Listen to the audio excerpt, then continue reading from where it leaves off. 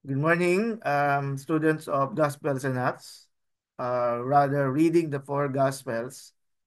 Today, we will be studying narrative criticism, one of the important methods that you should learn, no? Not only in this course, but as long as you live. Sorry for the exaggeration, but I know this and studying narratives will be very important. And so you can see the definition, the narrative, the Bible contains more of the type of literature called narrative. One among many of the genres of the Bible. So, for example, over 40% of the OT is narrative. So that's for the Old Testament, which means even if we will be looking at Gospels and Acts using narrative criticism, this methodology will be very important in many of the passages or the books in the Bible which falls under the category of narrative.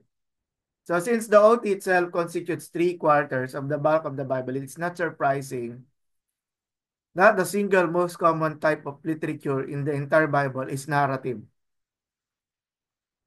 So narratives are stories. Although from time to time, we use the word story to describe them. But it doesn't necessarily mean that a story is a made up story or a story this thing did not happen in actuality.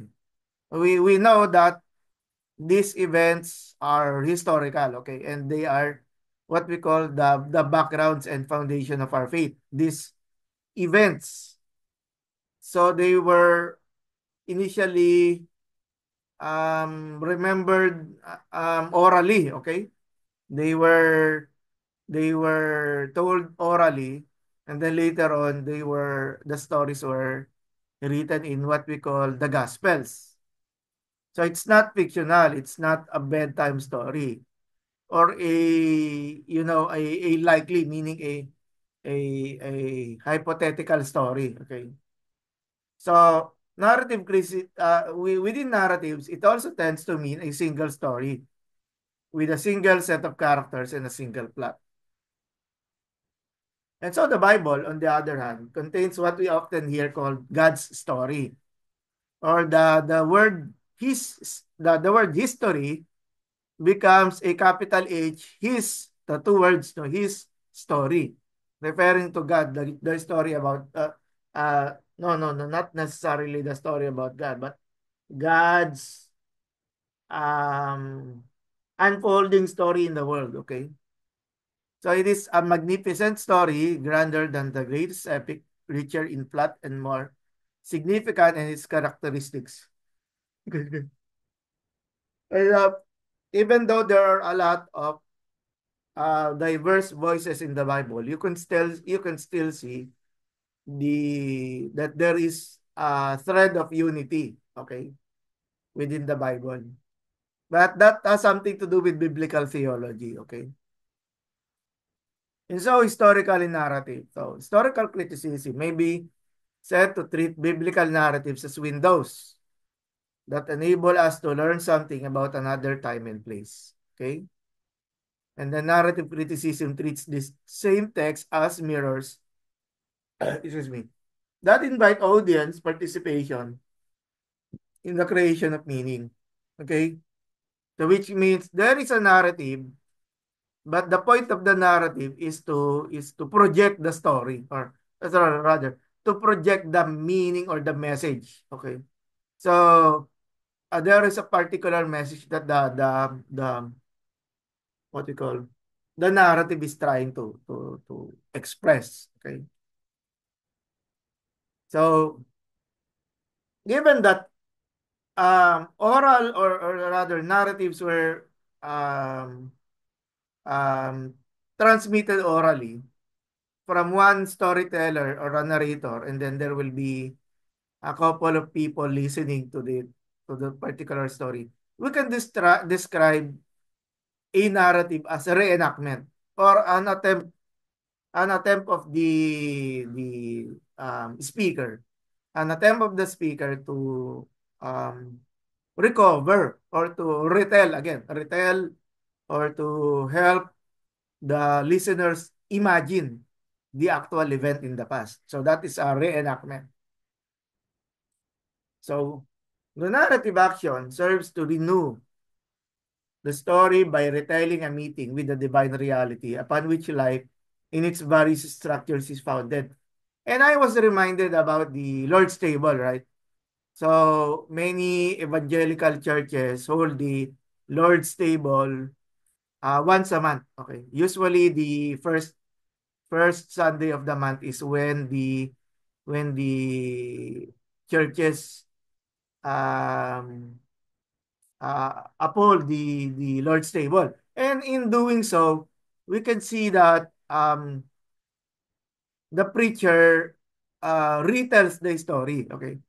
Retells the story coming from either from First Corinthians or from that of um, Matthew 26, I think. Well, anyway, so there the Gospels retell the event of the night before Jesus was crucified. Okay, so by bringing in the remembered past into the present, the story enables the participant to take part in the story. So that's the real objective.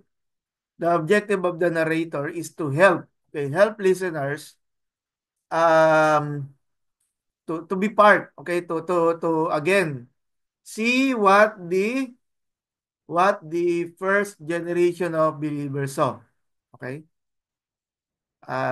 which is why it is, for example, Bible reading. You had a Bible reading during your first week that I know um most or all of you have finished reading the Bible, even that first week of February, I know. And that when we keep reading it, we see many of the details, okay? Because we perhaps like watching the same movie, but you are older, okay? So perhaps we have movies when we were children, okay? That we watch, and sometimes we are just we just focus on um some elements we because as kids um of them time we ignore the conversations, right? Sometimes as children we become bored about conversation. Sometimes we just look at the action, no? But when we grow older and then you watch the same movie, then you get interested with the conversation. So yeah, you understand this story deeper and better than before. So that is like what we're doing in narratives, okay? We try to reenact the event, and which is why I promise you that whenever you read the passage, the same passage all over again, you will always learn something new from the of course with the guidance of the Holy Spirit. But there is also the presence of eschatology in the narrative. In fact, with regards to our um, overall uh, uh, plan of study for Gospels and Acts, we will also talk about eschatology in the perhaps lesson 11 or lesson 12. But we will talk about that later for you to have a better understanding. And so in the end of the story, this use of structure is not in the past or present and not in any sort of repeatable situation. Rather, the end is projected forward into the future so that the readers or hearers' participation carries him forward in imagination into what has not yet become real. And that is perhaps one of the important, or I will say two important, but they are practically connected. It's about the return of Christ and the revealing of the fullness of His kingdom. So what Risky is trying to say here, I know that's risky. That's oh, sorry, that's Birdsley. So what Birdsley is trying to say is that because we are uh, retelling the story, we look at the past, but we also look at the future. Since the gospel message has always has a future impact, either in this present life, we may refer to it as rewards, right? Rewards for doing what is right, rewards for obedience, rewards for faithfulness. So we can see many, or we can expect many of the issues that we can look at the when we look at narratives as we can call works in progress. So in a narrative, there are what we call three levels of narrative. So of course, we want you to learn all levels, no? Um, so the top level is that of the whole universal plan of God, work out through creation. Excuse me. For example, yeah, the word God and creation is there. So when you look at Genesis 1 and 2, you can see that it has something to do with the universal plan of God. But of course, you can also include the Great Commission, right? In the Great Commission, we have the Father, Son, and the Holy Spirit present as in the unity of the Trinity. We also have the disciples, to whom the commission was entrusted by the Lord Jesus, and the scope of that Great Commission is not just, not just Jerusalem, not just Galilee, but the entire world. And by the grace of God, we all became beneficiaries of the works of the disciples many years ago. If that is the top level, there is a middle level. And when we say middle level, that is national in scope. So the difference between the top level and the middle level is that the top level is usually is a setting between God and the world. While on the middle level, it has something to do with the nation. And I remember the story of Job, right? In the book of Job, there was a conversation between Yahweh and Satan. And so even the angels were there in that particular setting. And so um we can categorize that as top level. But when we talk about the middle level, it has something to do with national events. Okay? Such as for example, the story between Joseph. Joseph, the son of Jacob, that there was a drought, or there was famine in or sorry, perhaps the better example is in the beginning chapters of Exodus, wherein the Israelites were in bondage under the rule of the Egyptian Pharaoh. Oh. And so we look at it from a national perspective. Okay. And then there is also the bottom level. Okay. So here are found all the hundreds of individuals. So these are the up close and center narratives. Okay. So what um what is described in the bottom level is the uh events or the workings of the narrative in the ground, no? On the ground, rather, on the ground. And the examples are found here, such as how Joseph's brothers sell him to Arab carabineers heading for Egypt, and then the narrative of Gideon's doubting, and then the narrative of David's adultery, but Bathsheba, the calling of Jesus' disciples, and individual miracles and healings. And Peter and John in the book of Acts. Heals, sorry, heals a man. I'll try to correct this now. Heals a man born blind. Okay, no question so far.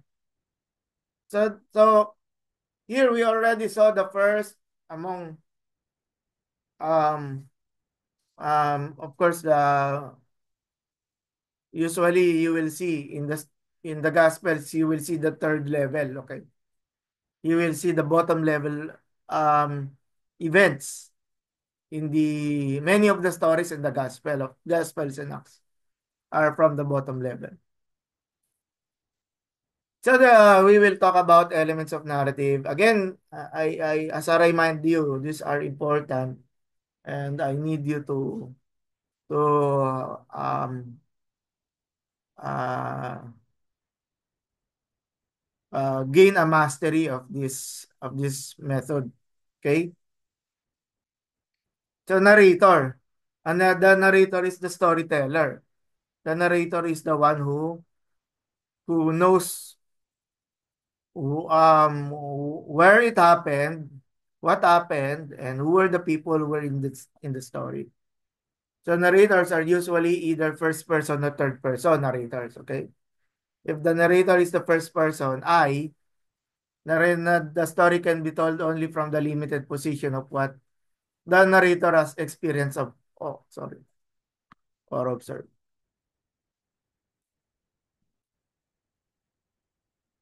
Mhm. So if on the other hand, the narrator is an omniscient third person, the third person, so um, he, she, they, the story can be related from any number of perspectives. And the understanding of the word omniscient there is not like the attribute of God, no, but rather um, the narrator knew everything and he is telling everything about what is what can be known, okay, from the story. And so there is also an implied author and narrator, okay? So no reader sees the real author in a text. The real author is the composer, the composer, such as if Mark is the author of the first gospel, then um, he has to be responsible of retelling the story of a narrator. Okay, so the narrator, or perhaps a better example would be the example of Luke. When he wrote the gospel, he said that he has carefully studied, okay, according to eyewitness report, and so he comes as the author of the gospel of course, the gospel of Luke and then the book of Acts. And so he comes as um, the one who wrote about the author, okay? The one who wrote about what the author is saying in the narrative. So again, we can say that these narratives, that when they were gathered, they were separate stories, and then perhaps Luke arranged them in chronological order. Okay. So allow me to read. Peter Yule points out, we know the author only to the extent that he reveals himself in the text. So this perspective helps us to overcome the tendency to psychologize the text in order to discover the author. The author is not present but has created a persona of himself in the text. And we study the text but not the author. Okay. Um, uh, what um the slide implies is that there might be some information we can learn, but we cannot have an absolute portrait, okay? We cannot have an absolute picture of who the author is based from the text. Okay. The according to Osborne, the text is more important, okay? The message of the text. And so, allow me, even in um, the book of Luke Acts, there are four narrators described by William Kurtz, okay? William Kurtz. And the first is the historian, okay? A historian, the I. The I in the prologue, okay? And then there is also an obtrusive omniscient narrator speaking in the third person. Okay. So a historian I refers to Luke whenever, of course, that's on the portion of where the missionary journeys. Okay. I think the second missionary journey. And so in that occasion, Luke is using no, sorry. A historian, okay, telling about the events, okay? Rather, sorry. The historian refers to the Luke, the people whom Luke interviewed. Okay, he interviewed them, and they were the ones who retold. Okay, retold the event. And then there is a marginal observer and participant we. So that now is Luke included together with Paul, and sometimes, of course, traveling companions, and maybe to include most likely the missionary companions of Paul. Perhaps not only they were a band, okay, they were a group of missionaries.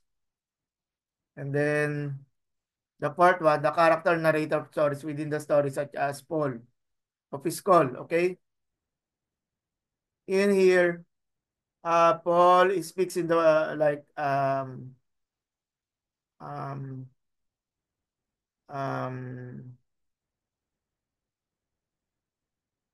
he is the one taking, okay, taking over. So Luke is trying to say what Paul said, something like that. And then again, more about the narrator. The narrator, it summarizes developments in the story instead of dramatizing them through direct discourse, okay? And then the narrator, it provides necessary background, information on events or characters through exposition or description. And then it allows the narrator's use of an omniscient perspective, telling us. Because sometimes in the story, uh, for example, a person, you can see emotions, right? Sometimes there is body language, there is the eye, there is a change in the shape of the eye, there is a change in the loudness of the voice, right? Loudness or the highness of pitch, you know that a person is becoming angry. And then what else? Um but on the person, on what the person is thinking, no? Only the narrator knows that. Okay? The narrator knows what the person is thinking. For example, in the case of Jesus, when he there were friends like the healing of the paralytic, right? The four friends who brought their paralytic friend to Jesus. And then Jesus said, your sins are forgiven. And then later, there were the onlooking watchers or the scribes talking to one another saying, who is this? Only God can forgive. And so on that matter, the narrator described what Jesus was thinking. And particularly, the narrator said Jesus knew what the scribes were thinking, um, in a negative way. Okay. And what else? It allows the narrator's use of an omniscient perspective. Yes, I think to to reveal the internal thoughts and emotions of characters, and then it provides the narrator with a means to comment on the story for explanatory or evaluative purposes. It just came to my mind, no, yung remember the concept of the chismosa, di ba? The chismosa, no? Or for Pastor Mark and Esther, I was saying the gossiper, no? The one who gossip a story, no? And the chismosa, when the she tells the story, it's like uh she's already assuming that she knows what the persons are thinking because she often makes comments. Okay, so but I think that's a but I think that's a bad example. But you know what I'm trying to arrive at, no? Um, sometimes the narrators know ano, no? But the narrator is not the chismosa, no? But the chismosa is usually narrating something. Now, structure. This is important, class, because in the analysis of the structure, you can see the stages of the events. Okay, what goes before and then what goes after, and then the narrator imposes order and coherence upon the recounted events. The recounted events through the organization structure of the story. This is the narrator or the author putting an order to the events, okay? Like we remember the creation story, right? The creation story. So there is a progression, there is a movement from simple to complex, meaning it began when the entire creation was tohuwabohu, no? Or the earth was formless and void, okay? And so it needs to be organized. At, so we can see that structure is important. And of course, I want you to although structure is in the field of literary analysis, no? But structure also is helpful to clarify things. And usually this is from what we call in pedagogy um, known information towards unknown information. Okay, because you can see that there are things that happened before and then a conflict comes in, no? Conflict comes in, and then we share in the interest of the we share in the interest of the first listeners, no? The early listeners, what's going to happen, what will happen afterwards, no? After these things take place. So narrative structure can be determined on the basis of both form and content. And when we talk about structure, I want you to have the ability to describe them on your own. On your own. Of course, there might be structures in the books, no?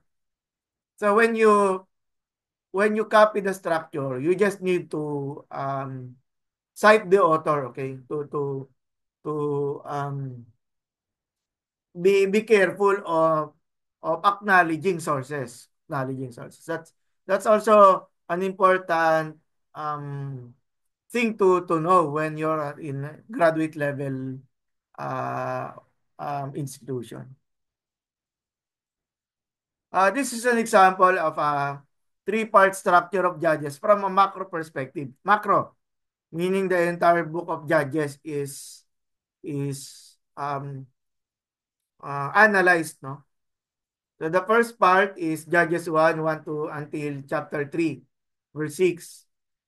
And then it moves to verse 7, um, the sequences or rather the highlights of different the in or individual stories of the judges, okay? And then until on Judges on the 17th chapter, there is a change of tone and focus, okay?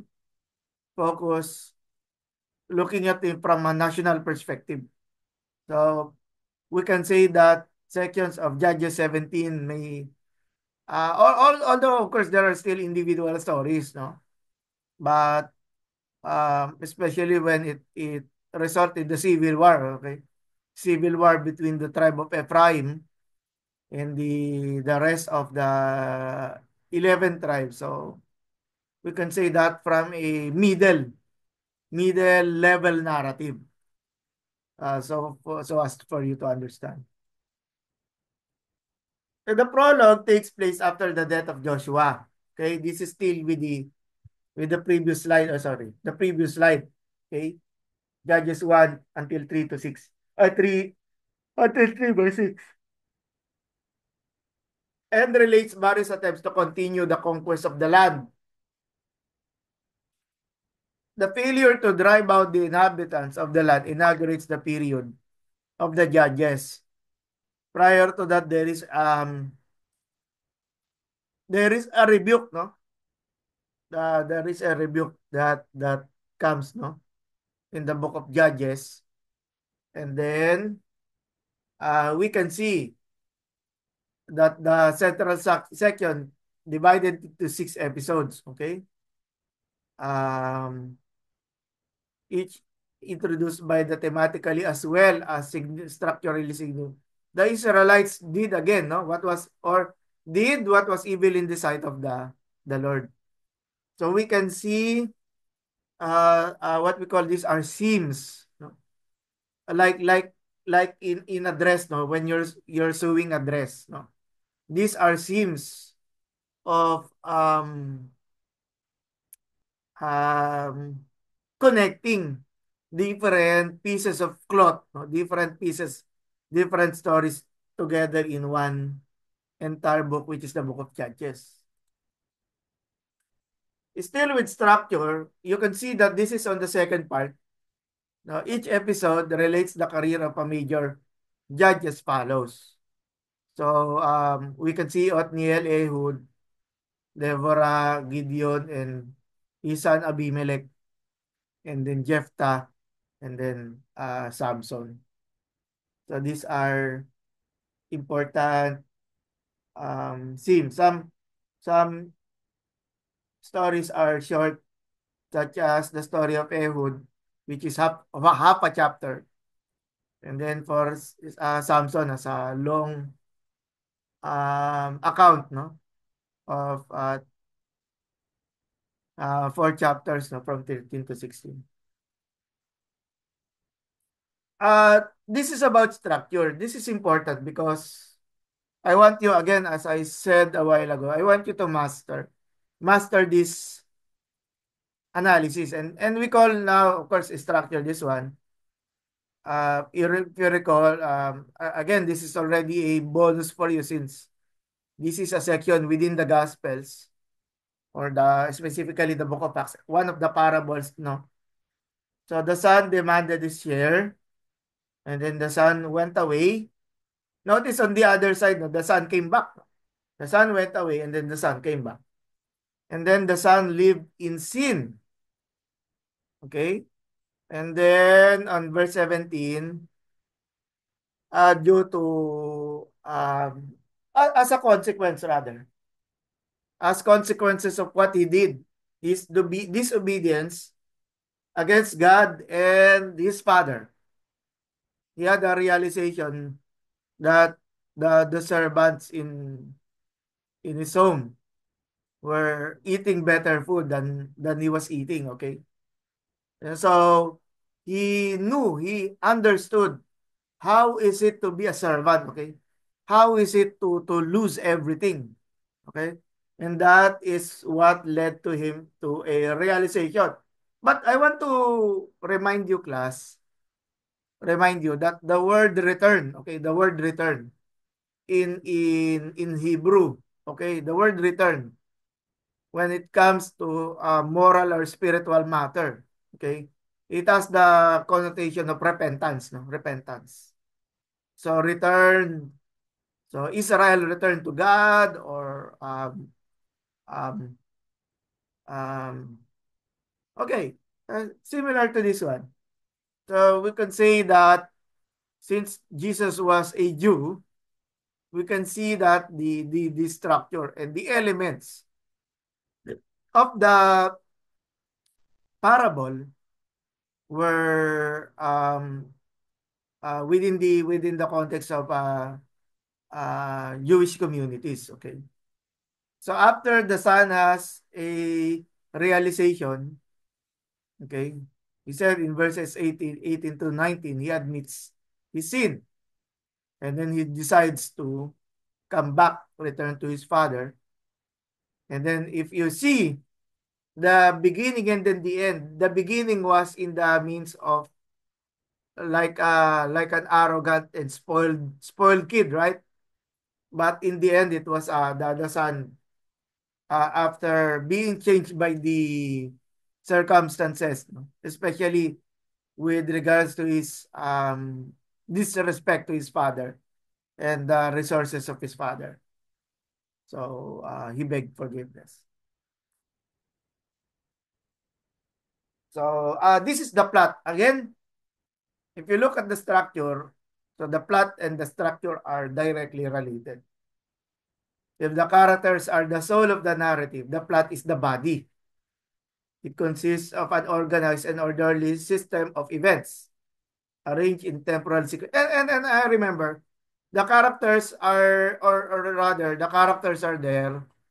The plot is what moves the characters. Okay, it is like the wind. It's like the wind that carries the sheets of paper, no, in the air. If that is a acceptable parallel, no, of what we're trying to teach. So arrange in temporal sequence. Again, time is very important here. But we know that in when we talk about time, sometimes the story would have recollections, no, or reminiscence of the past events. So sometimes it would bring that in. The narrator would, or rather, the character in the story would sometimes bring that in, or even the narrator. That's correct. Sometimes the narrator will bring in uh, events that took place in the past, and uh, for example, Paul in the book of Acts during his arrest, right? He would recall, no, past events, and sometimes it would be looking into the future. Okay, but the case, for example, in the book of Revelation, that may be a different um, um, way of interpreting things, no? Usually in the book of Revelation. Of course, a good question is, sir, can we use narratives in the book of Revelation? Yes, but in just a few sections, no? Perhaps just 10% of the story. Since 90% of the material or the content within the book of Revelation are what we call symbols, no? So we might be using a different hermeneutical tool, such as what we call the interpretation of symbols within the book of Revelation. So that, just to be careful, okay, class, that um uh, yes, there can be a plot, no, in the book of Revelation. I admit there can be a plot, no, in the story. Okay, so the plot of a narrative is constructed as a meaningful chain of interconnected events. This is achieved through careful selection, entailing the omission of an incident which does not fit in logically with the planned development of the plot. The plot serves to organize events in such a way as to arouse the reader's interest and emotional involvement, while at the same time imbuing the events with meaning. Okay. Um, an analysis of the plot includes an identification of the tension motivating the action of the story. Okay, motivating the action of the story. So there is a plot, but on the narrator's mindset, no, what made him tell the story?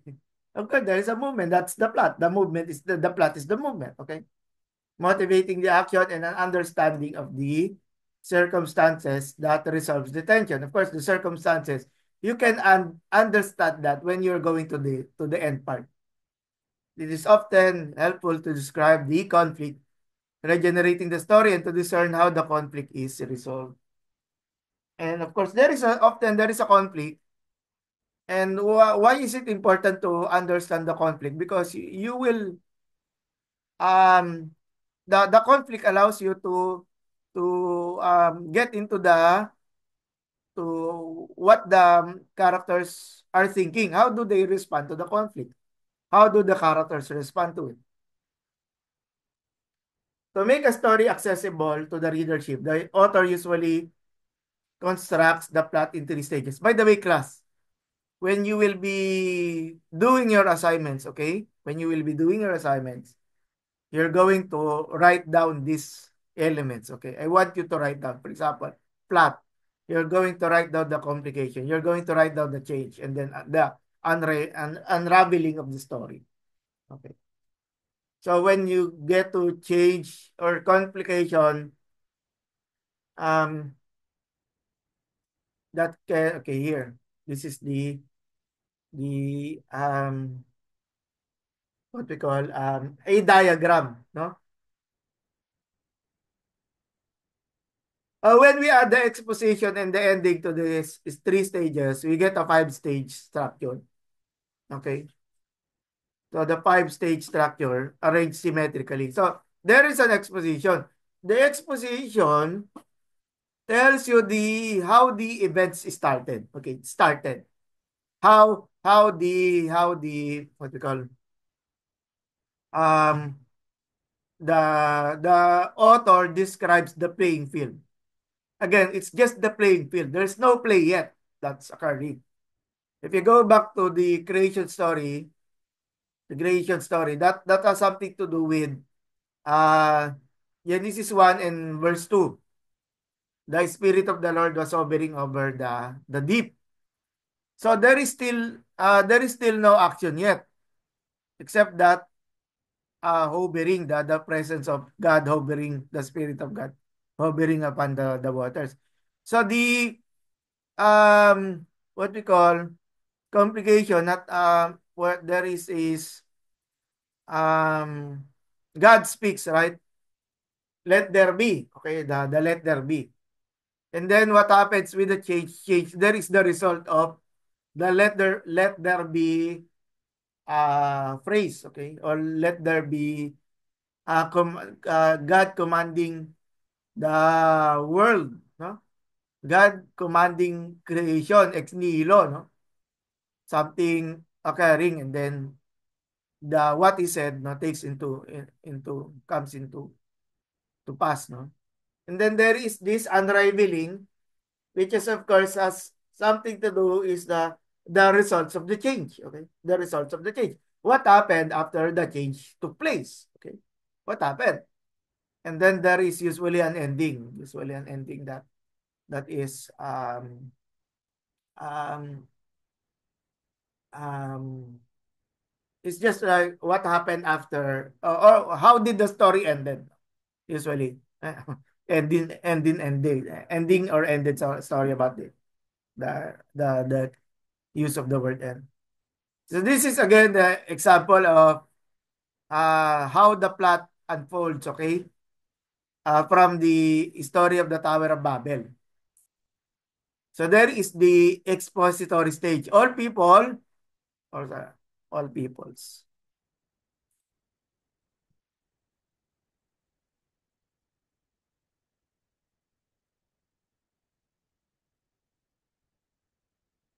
Oh, sorry. At from the beginning.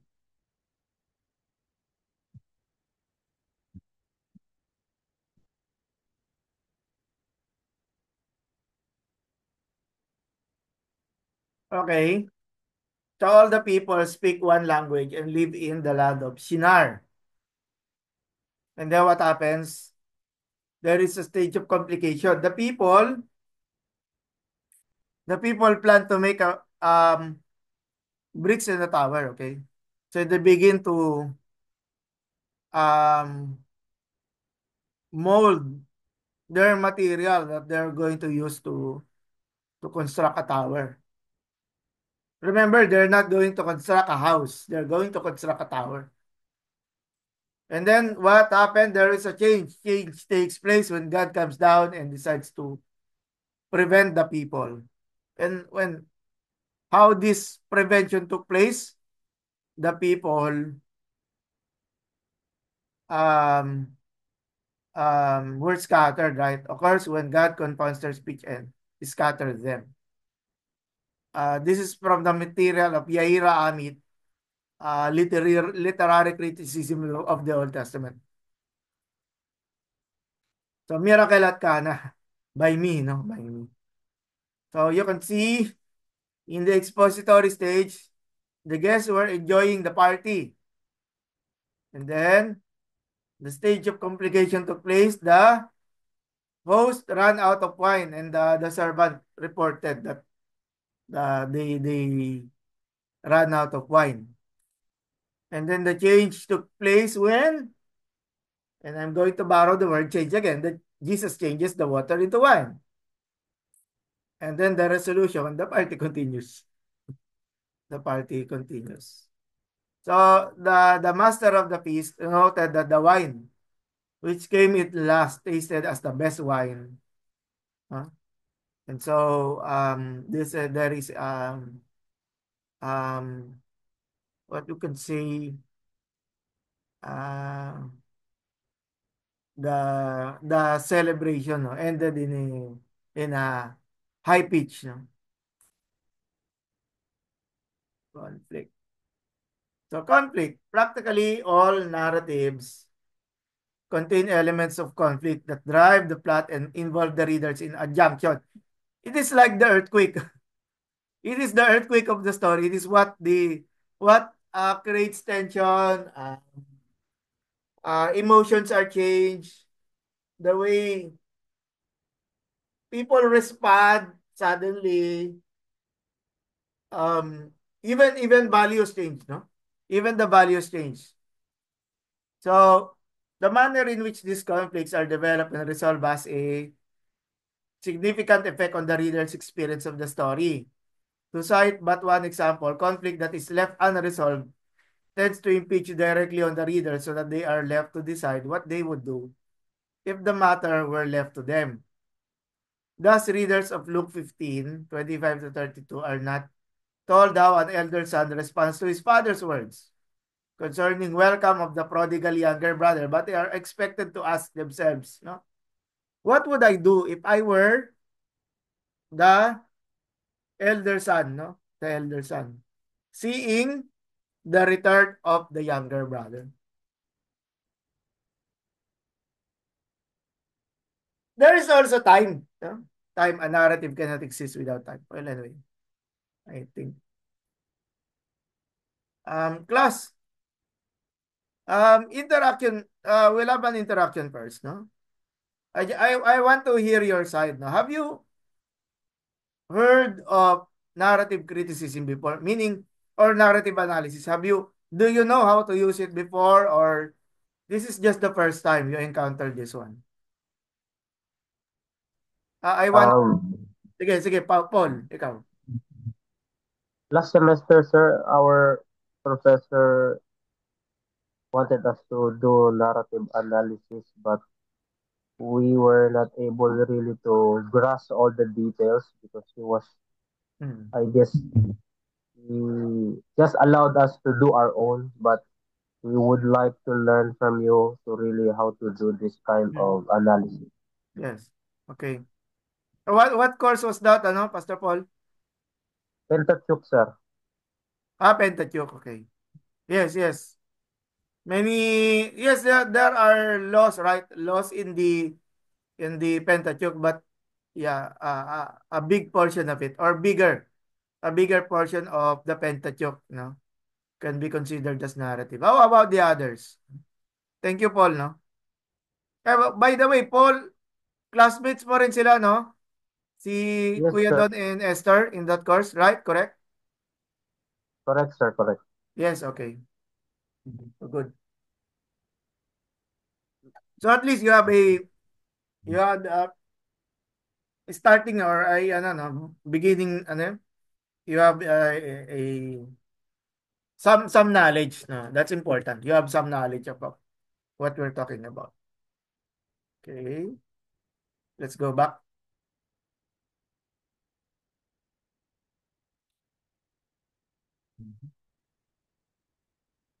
So let's talk about time.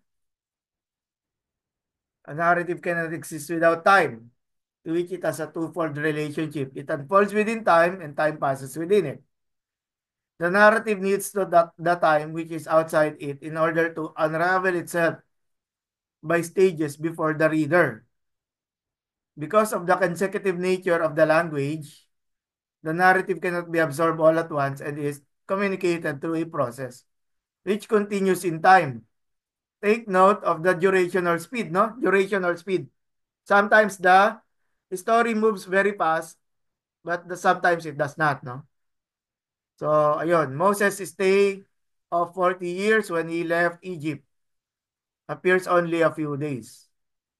So that's duration, no? That's a quick movement, no?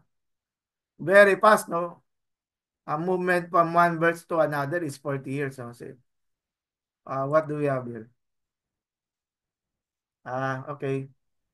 Yes, thank you, Esther. No? Um, I am glad, no? There, um, you're learning better, no? I mean, your rudimentary knowledge of narrative, no, um, is of course, um, you're getting, grasping, no, the how to use the method. No? Okay, then look at the sequence. Is there a flashback? Is there a vision of the future? And so, characterization. Many of the views embodied in the narrative are expressed through the characters, and more specifically through their speech and faith. Not only do the characters serve as the narrator's mouthpiece, but also what is and is not related about them, which of their characteristics are emphasized and which are not, which of their conversations and actions in the past are recorded and which are not. The characters can also transmit the significance and values of the narrative to the reader, since they usually constitute the focal point of interest. They generally arouse considerable emotional involvement. We feel what they feel, rejoice in their gladness, grieve at their sorrow, and participate in their faith and experiences. Um, we'll stop here for the moment, no? We'll take our breaks. Okay. Still, we're on the study of characterization. So, there is what we call direct shaping of the characters. So, this has something to do with outward appearances. Okay. So, the few details which are given about the external appearance of the characters are not intended to enable us to visualize them clearly. For example, Esau is a hairy man, while Jacob is the smooth man. So, these facts are very important for the plot of the narrative um, since Jacob is a smooth man, and then when Jacob was trying to steal um, the blessing from his older brother, he pretended to be Esau. Okay. He took, of course, on the part of the character, which is uh, Isaac. So Jacob took advantage of Isaac's blindness. Okay. What is evident is that the trait noted by the narrator is almost always extremely important in the development of the plot. Another of the direct shaping is about how the author described Noah. Noah was a righteous man, blameless in his generation. Noah walked with God. Okay. And then, in contrast, the men of Sodom are characterized as being wicked, great sinners against the Lord. Genesis 13:13. Indirect shaping, okay, about speech. So that's the first one is, sorry, outward appearance, inner personalities. Okay, sorry.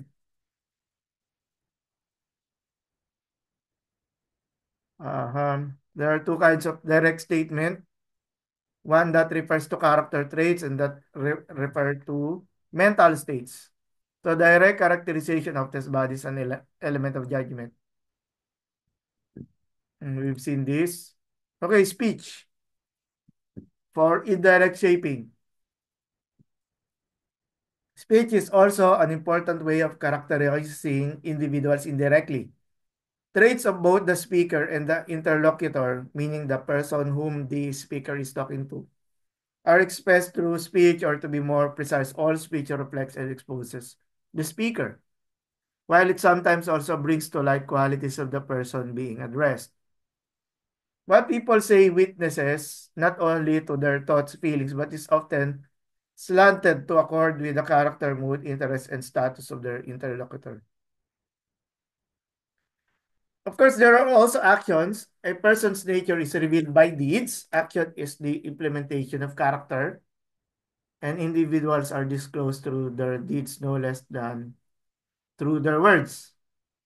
Since one's inner nature is embodied in external behavior, a narrator can present the characters in action rather than spelling out their traits. And I remember whenever we talk about Jesus, he is we can consider his speech and acts as important, meaning he does what he says, okay? He lives out what he tells to the disciples, okay? When he gives a command to the disciples, the disciples have witnessed how Jesus was living out what is saying, which adds to the what we call the reasons for the disciples to follow. Okay, speech acts, and then the characters' actions are also the building blocks of the plot. The narrative is concerned not only with the events which occur but also with the people involved. So classification of characters, you need to, again, no, you need to know how to use these terms. The flat ones in their purest form are built around an idea or a single notion and have no inner life. Usually these are the people watching, no, just watching. And then the round characters. Round characters are complex, self-aware, and capable of development and change. So this is for the role of flat and round characters. Applying these methods to this is from Adele Berlin, okay? Five female characters in the life of David. Adele Berlin shows how different kinds of women relate to the stages of his life. Michal and Abigail are both round characters, while Bathsheba and Abishag are flat characters, not important in themselves in the movement, okay? Bathsheba was victimized. Abishag was more of a bedwarmer, no? So Michal can be defined as a developing figure. Of course, Michal has we can expect Michal to be active in the story since she is the daughter of King Saul. Okay, can be defined as a developing figure who changes from a loyal and loving wife to a bitter, contemptuous woman. David chose the loving Michal as a political instrument to advance his position in the court of her father. So remember, this is the point of view of Adele Berlin. Okay, so there can be a feminine, no? There can be an element of feminist protest, no? In this part of how Adele Berlin describes Michal as a wife of David, more of ano, no, yung meeting ends, ano, no, ano yun, being used as a means to an end, and that end is to have a political significance, no? But again, if that's if you want to accept that interpretation, that's really up to you. And then Abigail. Abigail was the stereotypical perfect wife, both intelligent and beautiful, which shows her active role in the narratives. And then again, she is portrayed as a round character. Abigail, a woman of practical character, met David's urgent needs when he was in flight from Saul. And then there comes Bathsheba, who is counted by Berlin as a flat character. Taken from Uriah the Hittite, represents a period of expansion of David's kingdom when he sought more territories. And then Abishag, who belongs to his old age, symbolizes the senescent David, who is now becoming less participative, no, with regards to the management of the kingdom. But the point here, class, we understand the women, the wives, no, of David, but we look at the stages, no, stages of the events of the life. So we look at the big picture of what's going on with the life of David, and these are just markers, no. First, Michal is the what we call the the seeming friendship. I want to use the word seeming, no, between King Saul and David as one of David's mighty men, Saul's mighty men. But I should be careful about using mighty men because mighty men refer to the heroes, no, the accompanying heroes of David, no? And then Abigail when David was running away, Bathsheba when David was already king, and then Abishag when um, David was nearing his end, no, or death. We shall also talk about points of view. Point of view refers to the perspective from which the story or portions of the story are told. So we need to look at point of view from the point of view of the narrator, point of view of each of the characters, point of view of of course, the protagonist, the antagonist, and then sometimes we look at the point of view of the plot characters, those who are watching, no, the what we call um on ano no, yung crowds watching at the events, no, or the conversation usually between Jesus and his opponents. So even though a story is related from the vantage point of a third person omniscient narrator, this narrator can on occasion surrender this privilege and convey portions of the story from the more limited perspective of one of the characters. In so doing, the narrator can show how a specific character understands certain events or how different characters have varying perceptions of the same event. And this is important because point of view allows us to understand more of uh, the mental side, no? Mental side or the psychological side of the story, which can can mirror, no, the feelings and emotions of the listener today, no? Contemporary listener. There are different levels of point of view. So there is the what we call spatial, meaning space or location. Where are they located? I remember, for example, when Moses was approaching the burning bush, no, the presence of Yahweh in the burning bush. The Lord said to Yahweh, remove your sandals because what you are standing on is holy ground. Okay, holy ground. So that is where we see, that is when we see Moses, no? The difference between what he is standing on and the rest, no, of the ground, no? So space, and then location in space of the narration can move from one scene to another, omnipresent, no, or localized, no, and then panoramic. So um anyway, uh and then there is the temporal. So what is about space now? This is about time. So temporal immediacy or temporal distance. For example, so Jacob served 7 years to get Rachel, but they seem only a few days for him. because of the love Jacob had for Rachel. And then in sequence or out of sequence. Sometimes there are events that are out of sequence. You are reading a particular narrative, and then suddenly what follows no does not no longer talks about the narrative in the previous. And then there is a psychological point of view. This is often what can be described about the the um the cases, no. We can see how, of course, psychological between the characters themselves. Perceptual point of view, the level of observation, Samson reveals to Delilah that the secret to his strength is his long uncut hair. So that is perception. Another from concepts, the level of reflection. Samson relied so much on his strength that he forsaken God's call for him as a Nazirite.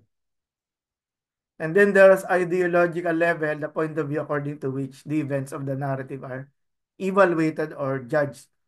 Look for the evaluation made by God, look for the narrator's comments, and then analyze the different characters.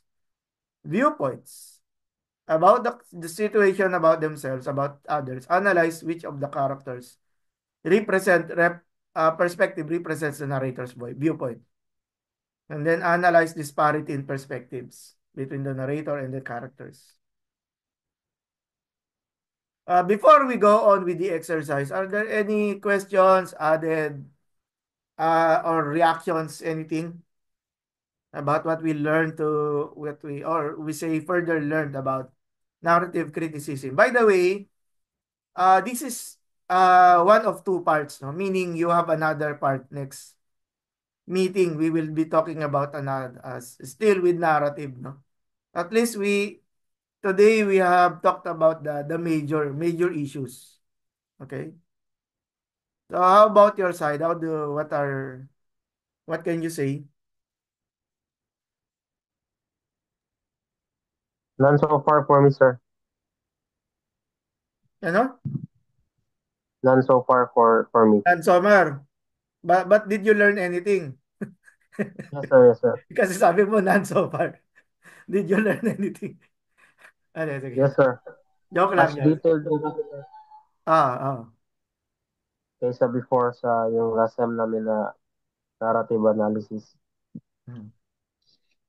Sige, thank you. Kuya Don, I'll just review the lesson, sir, on... Will you upload this on YouTube, sir? yes, kuya. Yes. I'll just review the lesson Sige, so I sige. could learn more.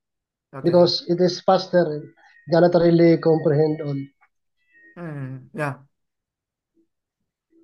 Very well, very well. Sir, will you also upload the PowerPoint in Google Google Meet, sir? Google Class. In your MS Teams, I it's MS Teams already pala, sir. there. Yes, sir. Actually, it's already there. Oh. Okay, sir.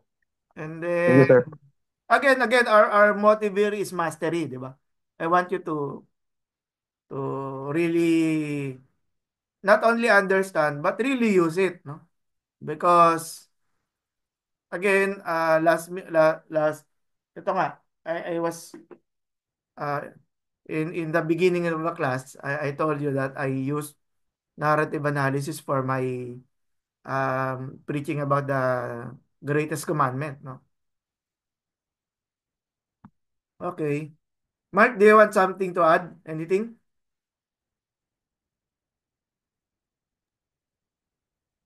Uh, no, sir. Yeah. Thank you.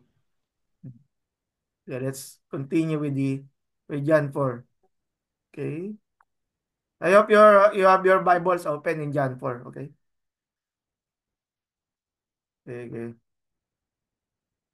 John 4. So in John 4, since you already know the story, so we can say, um, what is the setting? So the setting is in Samaria, verse 4 or verse 5, okay? In a town called Sychar, okay? Near the field that Jacob had given to his son. And so there was a well in there, okay? Um, so setting is in Sychar, in a Samaritan, in the Samaritan province. Okay. Who are the characters here, class? Who are the characters? Jesus and the Samaritan woman, sir. Yes, good. So later on in Jesus the Christ. when the woman left, so the other Samaritans were there, no? And then of course, perhaps the disciples, we can include the disciples since they have returned from what journey they I don't know, they went. And then what can you say about the time? Is it fast moving? Is the pace fast moving, or is it the story moves very slowly? Slowly lang, sir. Kasi Yes, from yes, their correct. journey, Yeah, the movement is slow, no? slowly. Because Yes. in Filipino, when you're eating, it calls ninanamnam. You're really enjoying the the the taste, no, of the food. So it's like here, no, you're trying to use yung that understanding with regards to the event, no. And then so we can say that actually there's a time here. There's a time element. 12 noon, sir, or Yes, yes, during noon. noon? In using the English Standard Version, it is the sixth hour, no? The 6 hour, yes. It's Yes, noon. correct. So you have a time. And then of course when you can describe the what can be said about the time. It's hot, no? The sun is in the center of the horizon. And then it's the time when the people are eating, okay? People are eating. Of course, we perhaps, no? Perhaps in ancient Jewish societies, no, during they have their lunch breaks during the sixth hour, no? We really could not tell. But we know that it's not the time for gathering water. Okay? Yes. It's not the time because you gather water at early morning in order for when the people in the family wake up, the children, your wife, there's already water for the people to drink or to wash anything that needs to be washed. No? And then what else? Um, uh, I have to include that in the book of Rizgi, James Rizgi, he used the word props, okay? So the jar, okay? So the woman is carrying a jar, okay? The jar Mm. is can be considered as a prop. Why? Because in the beginning of the story, the woman was carrying the jar and it symbolizes her needs, okay? It symbolizes her needs. In fact, she said to Jesus, "You do not have anything to draw water." Okay, you do not have like a. I'm not very sure what Jesus was carrying by then, but perhaps the woman was commenting that Jesus did not have a container. Okay, unlike her, she had a jar. But at the end of this particular narrative, what the woman did, she left her jar. Okay, she left her jar and she ran towards her people, okay? She ran towards her people. Meaning, perhaps the water already have water in it, okay? The jar already have water in it. So it will cause her to slow down, okay? If she will carry the water. Because perhaps, of course, now you get to the discussions of point of view, okay? Why do you think, no, why do you think the woman left the jar of water? Why? He was in a hurry, sir. Yeah, He why was received. she in a hurry? What was she thinking? It was What can more possibly than, happen? What can possibly happen? Paul, sir. what can possibly What can, happen? if she what, sir? Hmm? Uh, I guess to her excitement, she can no longer contain her excitement to tell to the people that she found what she Okay, okay. really. That's correct. That's correct. But simply, Jesus might leave. right? Yeah. Yeah, if Jesus left, then how can the woman introduce but you're also correct. That is also a motivation. Okay? There is a motivation within the woman's mind that she is very excited that she found the Messiah, no? Do you agree? Perhaps you're saying, sir, you're just adding a comment, no? But practically, in that conversation, Jesus introduced himself, right? The woman said, Sure. one day the Christ will And shall come, and then Jesus said, I you am said, he who is talking to you, right? So on that matter, of course, there is this excitement, but not only, of course. Okay, talking about excitement, class. Okay, mhm, okay. It is already it is already given that uh, uh, the woman wants to make sure that Jesus will not leave. Okay. So what Yes. is the cause for her excitement? Okay. Why was she excited? Why? You could read it in the next part, yes, which sir. said she said to What her fellow kinsman, the Samaritan, she said, I found were the someone who knew causes? about me. Okay, Paul, what is it? You found the the fulfillment of the prophecy that were told long time ago, Hmm. and there, even though they were neglected by the Jews as pure Jews, but God revealed her Jesus, Hmm. the prophecy in the past, and it cost her dignity, sir, kasi she was known as to be having many wives, Hmm. having many husbands. Yes, yes. But when he found Jesus, he forgot her past and focused on the present and the future. Wow. Wow. That's my You analysis, already sir. have a sermon, no? On Sunday. Pastor Paul already had a message on Sunday. Anyway, just kidding. Yes, thank you. Pastor Mark, you want to add something Uh, about what the Samaritan woman could be thinking? Okay? yes. Here at first, Samaritan woman think that he noticed that Jesus is a Jew, Mm. and once she encounter and have conversation with Jesus, he know uh, little by little that he might be a prophet. And Yes, at yes, the last, correct. he noticed that he is Christ, Messiah. So uh, she become uh, know Jesus Christ uh, better and better. So uh, when she really know the person of Jesus Christ, I think that she really want to know her friends or her Mm. uh, native relative as she know. That's Yes, why yes. she is uh, so hurry, and she left her jar, water pot, and she went to her city and tell about uh, uh, Jesus Christ. Yes, yes, correct. Correct. Thank That you. is, yeah. Yeah. Wonderful. Thank you. Yeah, I want to talk about the plot, okay? The plot here, we can describe it as the beginning. Jesus was or,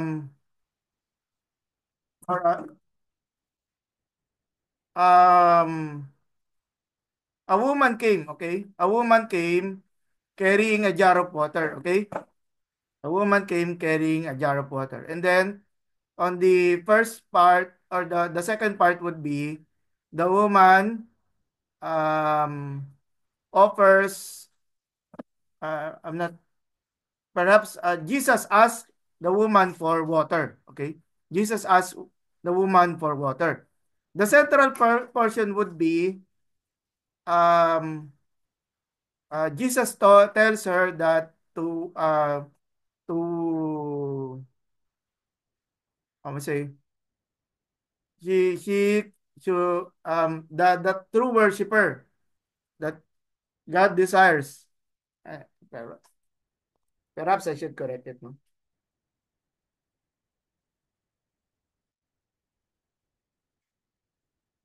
Okay. The central section would be, if you know the gift of God and who it is that is saying to you, give me a drink, you would have asked him and he would have given you living water. Okay.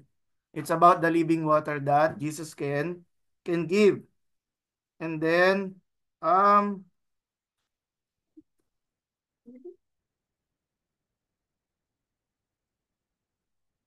well, okay, and then it moves forward to the woman telling Jesus in a conversation that she as a response, right? That she did not have a husband, but actually she had five, or the as described here. And then um, she discovered, or the how it ended, or the central portion is that when Jesus said, um, he is the Messiah. And then the story resolves that the woman ran leaving the jar, no? He ran towards her fellow Samaritans.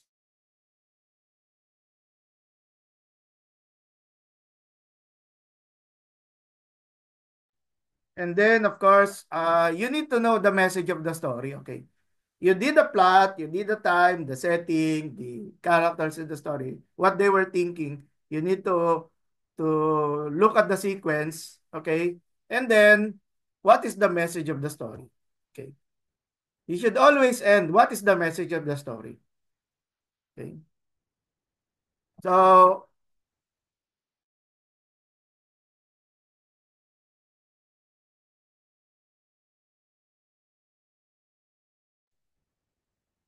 okay, so anything to add about John chapter 4, this particular section? Uh, Another thing, sir, is this is a revealing of the mystery of God, sir, to humanity. Because for the Samaritan woman, it's still a mystery for them if really God will provide a Messiah for them as well, even though they were Samaritans. But to her surprise, she was really, uh, what do I say? What do I say? Parang she was really amazed that finally the mystery was unfolded. Personal encounter with the Lord, with Jesus.